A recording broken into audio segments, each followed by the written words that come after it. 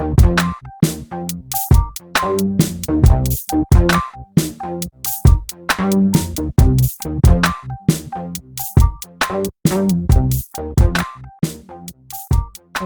to Make Room with Emjae. Today, my special guest is Gregg Delaney, also known as Mr. Reality. He is a native and local celebrity of Denver, Colorado.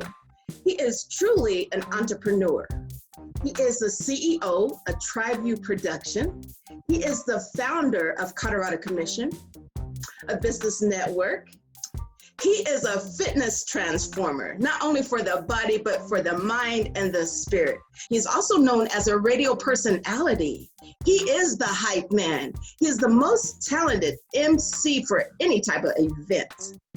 He is a strong pillar in the community, a humanitarian.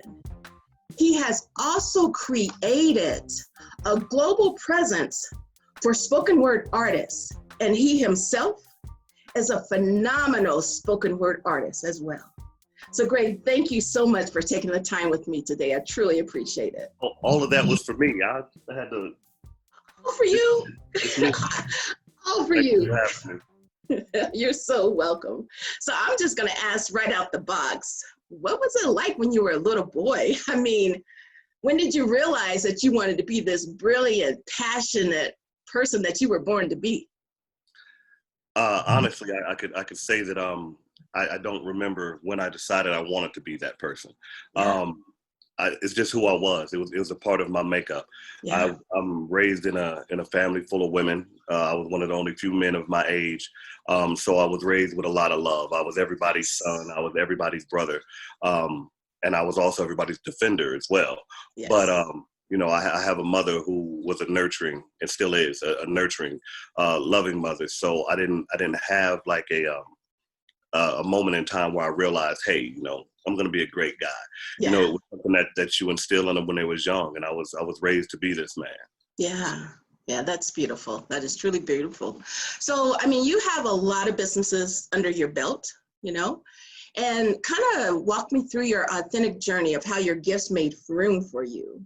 You can start off with, your production company and go on from there. Well, if I do them in order, the way that everything kind of started off is with the poetry. I grew up in the gangbang era. I was a hard head. Lucky enough for me, I had a lot of love around me, so I never made, the full mistake that a lot of people made growing up in that lifestyle. But I was in a bad situation. I want to say my late teens, 16, 17, that kind of pushed me away from that life. And it was a life-changing experience for me. It was one of those things where you thought everything was fun and games until it occurred. Yeah. And going through that process, it was a scary process. I was involved in a murder case where a young man lost his life. Wow. And although I didn't pull the trigger, me being on the opposite side, I felt guilty because the fact that I was involved in something that, ended with another man's death. Sure. And I was trying to avoid the streets and avoid those places that I knew stuff would be happening. And I ended up in a poetry venue. And in this poetry venue that I ended up in, it was an awesome story, and I tell it every chance I get. I thought it was a little weird environment. It was just one of those little places where everybody smelled like incense and had piercings everywhere. And this was, early 2000s. So it wasn't the norm per se. This Sure. was when, the Queen Ashun and Third Eye to the Sun, all of that stuff was going on. And that wasn't my lifestyle. That wasn't what I was Sure. used to. But I was there because I was avoiding places I knew that, may put me back in the situation I was currently going through. Sure. I got ready to leave, and the DJ played Never Too Much by Luther Vandross. And that's me and my mama's song. So when he played the song, I said, no, wait a minute. Like this ain't normal. I'm gonna stick around and see what happens next. And after sitting around waiting for the DJ to, continue to do his thing, I was listening to him. Kimani Smith is actually the DJ who did it. Okay. After listening to the DJ for a while, the poetry started, and by then I was already there. and listening to the people talk and say all of the amazing, confusing things that they said, I was literally sitting in the back like, what the hell are they saying? I don't get it. I don't understand it. But I got the gist of it. I knew that they were speaking their feelings and their emotions, and there was a lot of extra stuff. But I just, at that time, I felt like there wasn't anybody on that stage who spoke to me. And one of my friends, my good friend, who's like my brother now, was sitting next to me, and he asked me, when are you going to come back and take it over? Oh. And I kind of looked at him like, what are you talking about? He's like, I see it in your face. When are you going to come back and take it over? So that night, we went home and we did some poetry. I came back the following week and I killed him. Wow. Getting the poetry. Jeez. So you've been in this, 20 years now then? Because you said you started in 2000. That's when you first went to the venue. Mm-hmm. Wow. So I, have watched you give poetry, and I've watched you facilitate it. And it's like, it's such a beautiful thing, I have to say, because you have opened up this platform for artists. And it's a place where they feel safe and they can come and express their feelings and their emotions. But you have a gift. I mean, I after they speak their poem, no, truly, after they speak their poem, then the way you interpret it is just a gift, I would have to say. It's truly a gift. I mean, you just like, you sit there and it's like, how is he taking all this in? How is he remembering all this? And then you have like word of wisdoms to give, Well, I'm a fan of the art. So when it's happening, not only are they there to put on their show or to speak their piece or to share their soul, I'm taking it in as well, and I'm a fan of it. Yeah. So watching them and go through it, I normally catch on to things that I don't know, maybe most people don't, or if they wasn't paying attention. But my goal is always to highlight the art and make sure that what the intention of the piece was is that people get it, and that's why I kind of go back and reiterate certain things and say, well, hey, did y'all hear when they said? Okay. Because I'm a fan of the art. So yeah, I take it in because I'm paying attention. Sure. Well, not only that, I think it's almost like a ministry, because the joy that I witness that you give these artists, the encouragement and the true feeling of care that you give to them. It's visible. You can sense it, you can feel it, you can see it.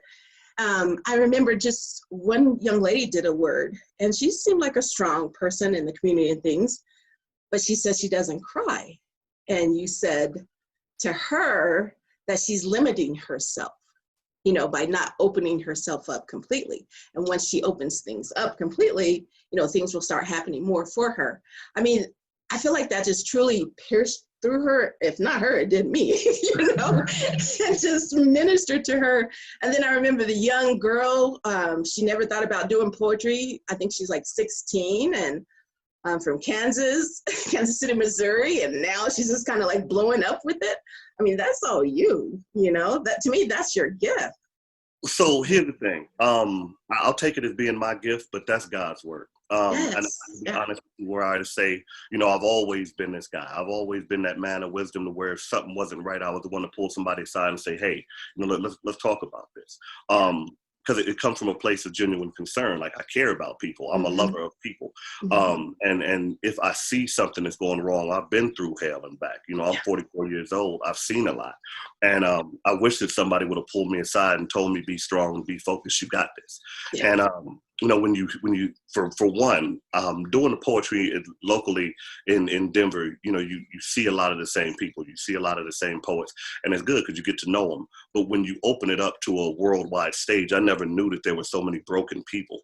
Yeah. What ended up happening is that I'm listening to these people talk, and I'm getting these words of wisdom. It hits me like, did you hear what they said? Now, what do you know about this, and how could you encourage this person? Because 9 times out of 10, if they're poets and they're speaking on this mic, it's because they just want to be heard. Yeah. They want somebody to understand their pain. They want somebody to know what they're going through. And for me to acknowledge it and say, yeah, I got it. Now what do we do to fix it? And did you know?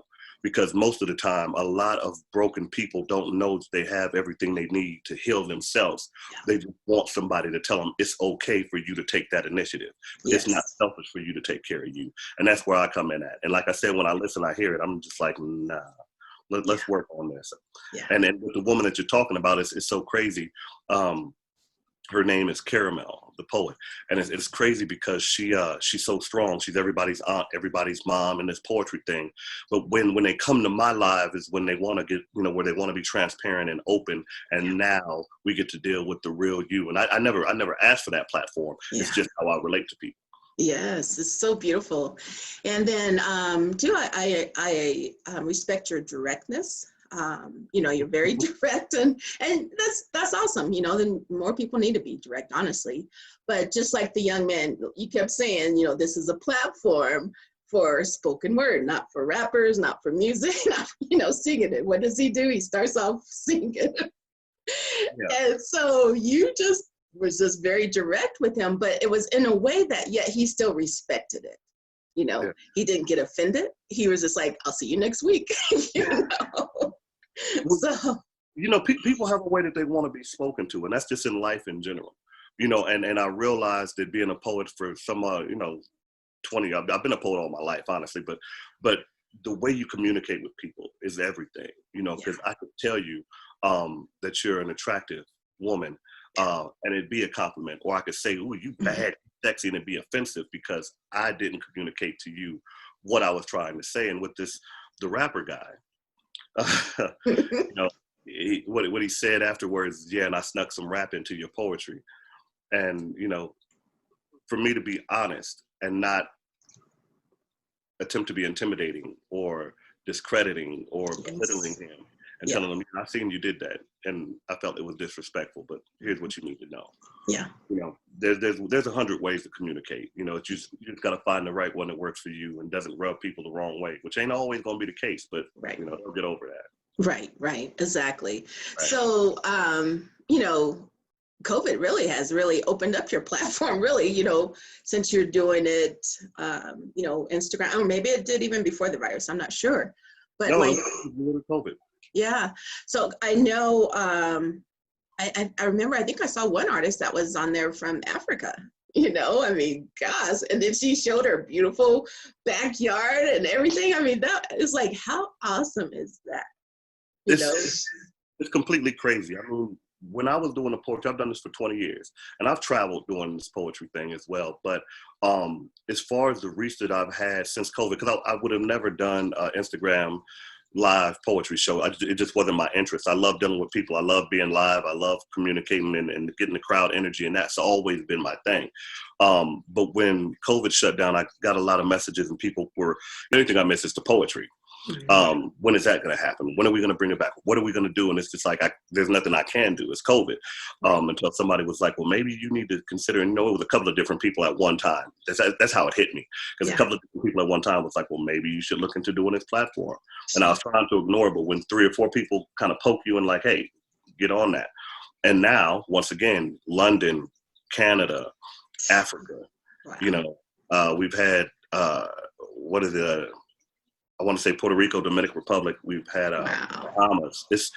And these are poets that I never would have met, without this platform. And what's so crazy is that it's a lot of these poets that support this. Like, if you go onto my live now, you'll see maybe 2 or 3 poets from Colorado. But out of 40 poets, 3 of them from Colorado, and most of them are, East Coast, all the way out to Chicago and back. It's crazy. Yeah. And they rock with me, and they get on there and they like, real big brother, and now I'm like, I guess they like me. I don't know. Yeah.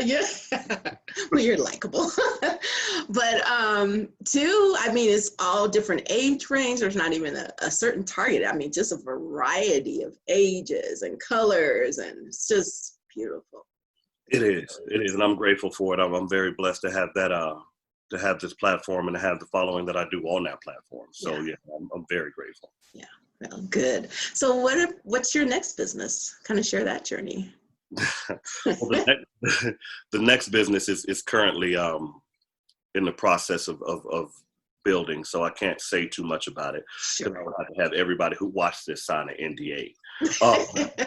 But it's on the tech side of the hair industry, and that's going to be the one that changes the game. This is going to be the business that gives me all the financials, all the financing I need to take the poetry and everything else I do to the next platform. This is what will create my multimillionaire status, and I'm calling it for existence now. And I'm still seeking some investors and things to that nature, but I pretty much got it together. So that's what I'm working on now.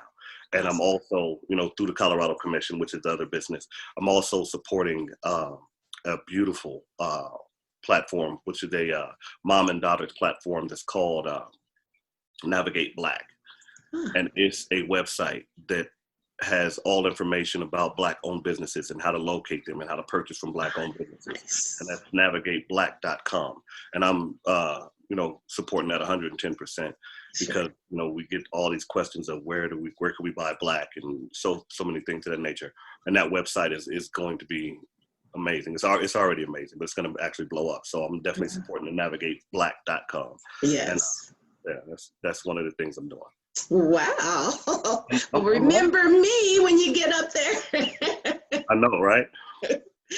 So speak a little bit about Colorado Commission. That's a business network. So how did you come about with that business?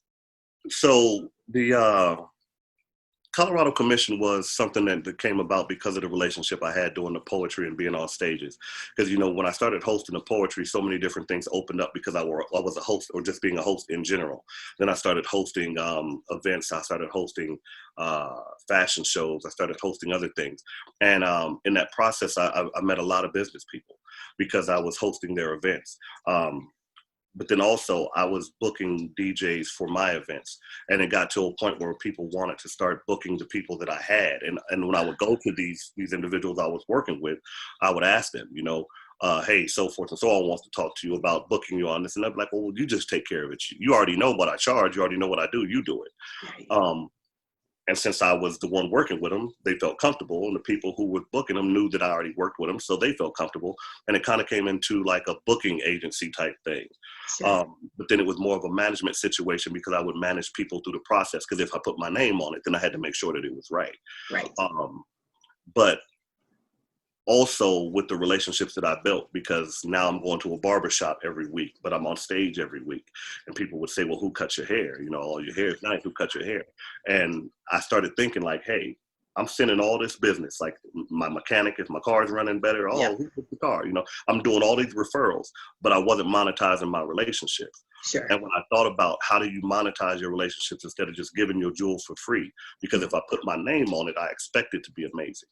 Yes. I started thinking about how to monetize it. And that's how the Colorado Commission came about, because I was working with so many people in different areas that I always knew someone who knew someone. And Sure. if you needed something from your hair to your windshield to speakers to a DJ to a promoter, I knew them. And I just wanted to make sure that I monetized that relationship. But one of the things that I did, though, is that I wanted to make sure that I was only dealing with people who did good business and wasn't taking advantage of those who were in need. So when I found those people, those are the ones that I would push the business to. And for those who I did attempt to work with, or I had worked with in the past, who I knew had shady business or didn't do things the right way, I would avoid them completely. And what I was attempting to do and what I've done is taking food out of their mouth because they weren't doing it the right way. I wanted to get them to the people who would respect their business, who was doing business with the right intentions, because those are the ones who needed the recognition and who needed to have the good name, instead of those who had it and just felt like they could do whatever they wanted to. Yes. So, yep, and that's how the Colorado Commission started. All right, so needed, I tell you, especially like me, not knowing who to turn to. Like I just recently have a plumbing situation, and I asked you actually, and you provided a plumber for me. And so I think it's so needed, and because I felt like, okay, this is a good source. I know he's going to provide someone that's going to be trustworthy. That's how I felt. So absolutely. Definitely needed. And imagine how we could feel as a community if you knew that whenever you put out the feelers to get something done or to have something corrected, that you knew that you had a good resource to do it. And it's just somebody who was going to walk you through the process and make sure that you were taken care of. And it wasn't going to be somebody shady who was going to try to take advantage of you. And if it was, you had somebody to call and say, hey, that wasn't right. And they rectified it. So exactly. That was my goal. And that's what I've been doing. So yeah, awesome. Kudos to you. So TryView Production. Tell me a little bit about that. TryView Productions is a production company, video advertising and marketing company. what I do is I create video advertising and marketing for small businesses, for growing businesses, to help them advertise and market on a larger platform to compete with these establishments. You know, a lot of people didn't understand it. I was blessed enough to work in a internet advertising realm before. This is actually how the company came about.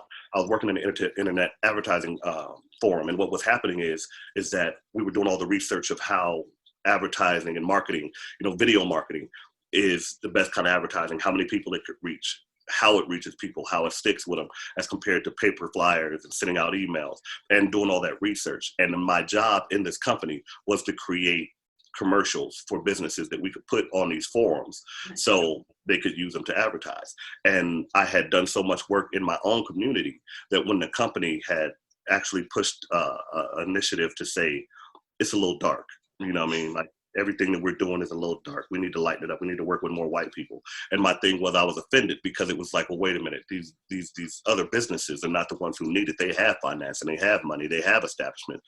The mom and pop shops are the ones who need it. So when we parted ways, which was a horrible split, but it was a gift, you know, it was a God-given ordained situation. I went back to my community.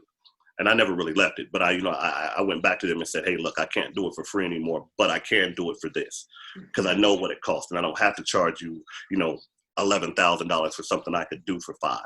Right. I could create this advertising for you, and not only that, I could show you how to use it. So then, you know, what I've done is I would take a platform like yours and say, okay, well, you have a great thing. Now, how do we get to people? Yeah. How do we reach them? And then we create that advertising, we create that marketing, and then we start pushing it. And I show you what it means and the algorithms and how it works. And TryView, that's been my bread and butter. That's my baby. Yeah. Wow. Very resourceful. I've been working. No. So let me tell you how this works, though. So keep in mind the Colorado Commission, all the relationships I have, right? I work with these business owners. I work with these people who are average or who want to get out and who are doing things. So I go to them and I say, okay, look, you're club owner. You've hired your DJs through me. We've done good work over this time. Let me create this advertising for you. Let me show you how to use it. One hand washes the other. Yeah. Awesome. Awesome. Brilliant, actually. So humanitarian, tell me a little bit about that. Well, like I said, I've always been a loving soul, right? And when I was doing the poetry originally, one of the things that we used to do that was one of the most fulfilling parts of the poetry, and I never knew this previous to this because it's not something I did, but we'd go to the youth centers and speak with the troubled youth. Oh, nice. And, you know, I was them. Yeah. You know, and I understood what it felt like to feel like nobody was hearing you. So for me to stand in front of them and say, hey, write this down, put this on paper. I need you to let this go. You know, they were very receptive to me because I looked like people they knew. Mm-hmm. I came from a background that I wasn't this person standing at the beginning and at the edge of this classroom telling them be better and you better do this, and never been through anything. I was the person who had been through that situation, who had been through life like that, and I could tell them that you could make a way out. Mm-hmm. And this is how you go about healing yourself, and that's what I do with the poetry as well. You know, is that, you know, encouraging word that you could do this, you could make a way out, and it just snowballed. Yeah, it snowballed, and I would go, you know, from troubled youth community centers to young adult community centers to now I'm speaking with troubled adults, and then it went from troubled adults to speaking with your friends who were troubled who never wanted to admit it, to getting on a live, and now you have the nation's troubled adults who want to get on the live to have a conversation with you. And it's funny because they're looking at me like they want me to say something, and I'm trying to figure out, like, you know, I'm not a minister. I never went to school for this. It's not what I built the platform for. But to be told that it's going to be okay and you could make it through, you know. Yeah. That's what's on the platform. Wow. It's really beautiful because everything that you have done or started off with, it just keeps expanding and intertwining together and just broadening even more. You know, it's just really cool to me. Yeah. So, you know, I see you post a lot of great things about you and your mother, and which is so honorable. What is a mother to you? I don't know what a mother is, but I know what mine is. Well, I mean, for one, me and my mother's birthday is 7 days apart. Oh, wow. Okay, so, she's my Taurus soulmate. Mhm. But when the whole time I was raised, just to give a little background on my mother, her mother died when she was 11. Okay. And she was upset with her mom when she had left because she wouldn't take her with her. And her mother told her that she loved her, and because she was being a brat and upset, she didn't tell her back. But her Mhm. mother never came home. And she had to raise herself. I come from a strong woman. She raised herself pretty much. She was the youngest of 14 and went through hell to try to figure it out. But one of the things that she always did with her children is that she would never let me go outside without telling me she loved me. I couldn't go to the trash can without her telling me she loved me. You know, and it wasn't just words, she was action. You know, she wasn't too much of a friend, but she was your best friend, you know. She Mhm. wasn't only just a friend, she was she wasn't no punk either. But, you know, she raised me, but she encouraged me my entire life to be better, and that I could be better, you know, and whatever you wanted to do, how do you do it the best? You know, not in the sense of, you know, if you're gonna go out there and play basketball that you need to dribble around all day. She would really be like, well, what is your goal? What are you trying to do? Yeah. And how do you get there? Yeah. So, you know, that was always it. Yeah. I've had somebody, well, a mother's love there's nothing like a mother's love. Mhm. So the support, the backing, the reassurance, and just when you feel like you're broken, that reminder that you're okay, you're gonna make it up. So that's what she's always been, and she's still that, and she's spoiled because of it, because now she's reaping all the benefits. Yes. So, Yes. Wow. Well, you are blessed to have a mother like that. And she's blessed to I, have a son like you. So I'm that's awesome. So I also see you doing these beautiful affirmations with your grandbabies and things. What is it that you want to instill into your children? What value? the power of words is crazy. And I mean, being a poet, I guess I stumbled across that, you know. But you know, the Bible even says, you know, speak into existence. Yeah. And I just, with my daughter, you know, my daughter was my gift. I only have one. You know, she was my gift. She came at an age and time where I was losing my mind, and I would have been lost without her. But I always spoke to her about what kind of father I was going to be, what kind of father I wanted to be for her, and how I loved her, and how she needed to know she was loved. And she grew up loved. She grew up thinking exactly that. She didn't grow up thinking that, you know, she needed a man to be like, I did that on accident, just Yes. because I was so used to hearing it. But with these grandbabies, I know this world, and I know that the television and the outside influences are raising them. And even with us, you know, in the gangbang era, when NWA and everything came out, we were so influenced by the music, the culture, and just, you know, things that we hadn't heard before. That with my grandson and my granddaughter, what I decided to do is I decided to influence them the way I wanted them to be influenced. And I want you to be raised believing the things that I tell them, and I say it in order. You're a God-fearing man. You're a good man. You're going to respect women. Women are going to respect you. You're going to be healthy. You're going to be mentally healthy. You're going to be emotionally healthy. You're going to be financially healthy. You're going to be a good man. You're going to be a leader. You're going to be, you know, with my granddaughter, you're going to be, you know, I tell her, Yes. you're an amazing woman. You're a God-fearing woman. You're going to respect yourself. Men will respect you. You're going Yes. to be a leader. You're going to be and when I did it from day one, I've always done it with them, because I used to keep my grandson every Tuesday. But I did it with them every time, even when they come see me for 5-10 minutes before you leave my house, we're going to have that conversation. And it's so funny because when they were little, what I realized is even when he was 6 or 7 months, when I would start that, and I don't know if it's my tone or what it was, but when I would start that, you're going to be a God-fearing man. You're going to be a good man. He would lock in and he would just stare at me. Yeah. So when he got to be 1 or 2, when he got 1.5, and he could start replying, and I would say, "You're going to be a good man." Yes, sir. You're going to be a great man. Mm-hmm. And he does it on a regular. And they will not leave my side. If they're leaving, they will stand in front of me like, is we doing it now? I'll do my thing. And my granddaughter, you know, she's seen him getting it, so she was like, me, where's mine? Right. So, and they get it, and they're not going nowhere without it. And I want him to be raised with it in the back of his mind that you're a great man, Yeah. that you're a good man, you're a God-fearing man, Yes. and you're going to respect yourself, and you're not going to be a follower. Because if you believe that and you act that way, then you walk in that light. And when people say, you just scared to do, he's like, no, I'm just not a follower. Never have been. Yeah. Wow. I mean, we need so many role models like you, honestly. We really do. Wow. That's so beautiful. I wish I had one like me. This is the reason that I am this now. Yeah. Yeah. It's what I would have Exactly. been if somebody would have told me, you Sure. know? Sure. So So, Greg, what do you feel is the most valuable lesson you've learned along your journey? the most valuable, is to be a respecter of love. Mm. Don't take advantage of the love that you're given, by family or friends, because it's not guaranteed. When we're young, we think that, okay, I could be around people who care about me, and I could do whatever I want to do, treat them however I want to treat them, and they'll just always be there because that's what family does. Yeah. No, that's not what family does. Friends are not people who allow you to abuse them. People, friends are people the ones who can love you and love you from a distance, but not to acknowledge the value of it, to know what it feels like to have people around you who love you and embrace it, is where you could lose yourself. Because Mhm. I got family.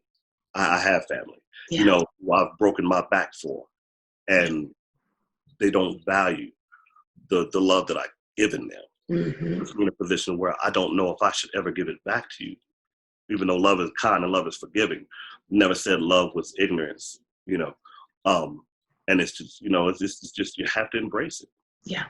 Yeah. You have to embrace it. And that's one of the biggest things I learned. And, wishing I would have embraced some of the love I had previously, because I had some good people in my life that I wish I would have probably taken better care of. Sure. Sure. Yeah. Most definitely. Yeah. Definitely live and learn. So, Absolutely. um, so what are some of the fears or challenges that you had to overcome along your journey? Uh, the challenges were having a high expectation of people, Mm. because I was this honest, open, I could tell you anything type person, which where the reality came from, the name reality. But having that expectation of people, Yeah. thinking because I was honest and open with you that you would be the same with me, that you would be, you know, as good of a person to me that I was trying to be to you. And once I realized that I can't expect people to respond to me the way that I am to them, and stop having expectations of people, then it was like, okay, because then I stopped going into situations looking for an outcome from you. I go in looking for an outcome from myself and accepting whatever you give me, and not giving anyone that leeway to make or break a situation for me. Yeah. Um, the um, the challenges was believing in myself enough not to try to have people help me do what I've always done. Mm. I would create a platform like this poetry. I would create a business like the one that I have.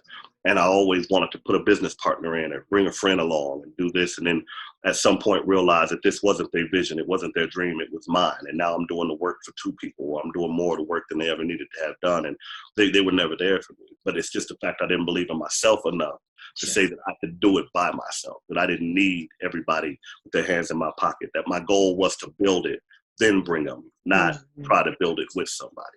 And Exactly. yeah, that was the biggest thing. The fear of just not feeling that I could, you know, Yeah. really do by myself. Yeah, sure. So you kind of touched on it. Where did Mr. Reality come from? Because I've also heard you referred as the voice of Colorado, Mr. Reality. So where did that all come from? So the brother, and I call him my brother, who I was in a poetry venue with when I first seen poetry. We used to talk all the time because this was before the word hater came out.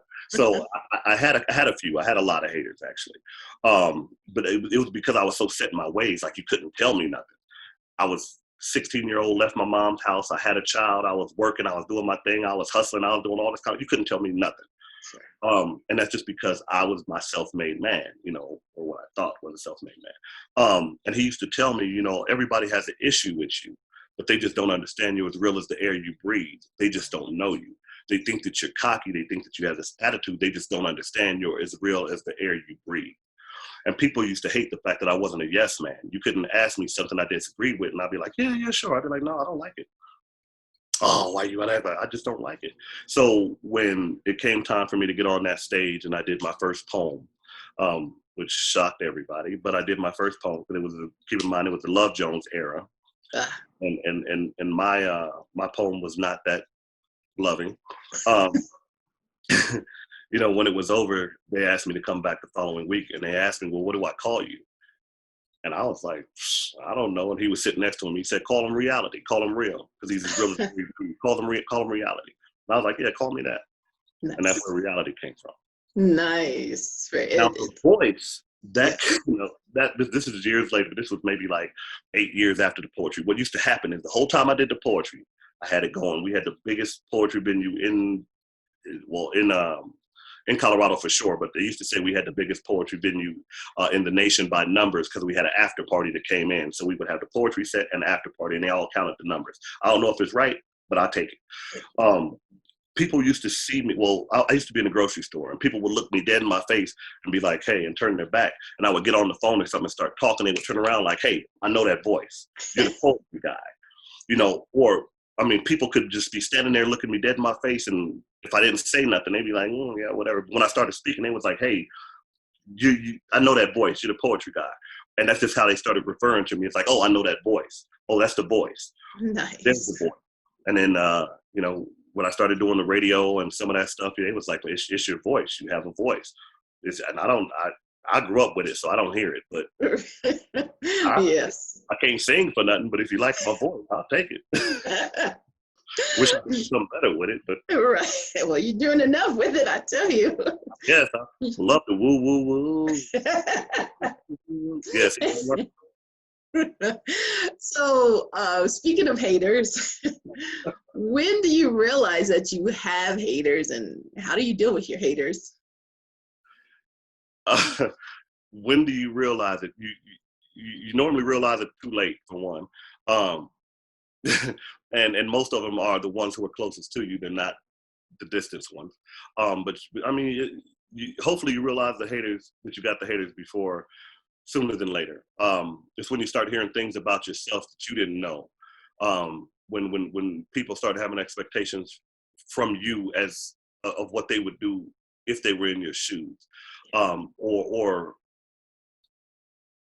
people begin to dislike you because of what you're capable of, or how you make them feel insignificant in situations, which is never your intentions, right? You don't go out wanting to make somebody feel less than or anything. That's not your goal. But I think that's when you realize you have them, and you say, "How do I deal with them?" Currently or previously? All of the above. Previously, you see me. If you had a problem with me, you'll see me. I would be in your face, and we're gonna have that conversation because I've been confrontational. We're gonna have that conversation, and you're gonna tell me to my face that no, I never did like that, or But what I realized with that is that you're never gonna get the answer you want. 9 times out of 10, if they're talking behind your back or they're doing the hateful thing, it's because they're not comfortable enough to say it to your face. They don't think you're gonna get it. Now, the way I deal with my haters is that I work harder. I try to give them a lot to overwhelm them. Yeah. You're gonna hate on me, you're gonna have to take days off. It's just gonna be a lot. Exactly. You're gonna see me in every section that you want to be in. I'm just success. And then at the same time, man, I love them. I love them. It ain't their fault that they're insecure. A lot of people don't know how to deal with that. Mm-hmm. I'd rather make you better than make you my hater. Right. There you go. Awesome. So your vibe is definitely your tribe. Definitely your platform for the poets. If I was to ask someone from your tribe, what has Gregg taught them, and how has he empowered him? What do you think they would say to me? It depends on who you ask.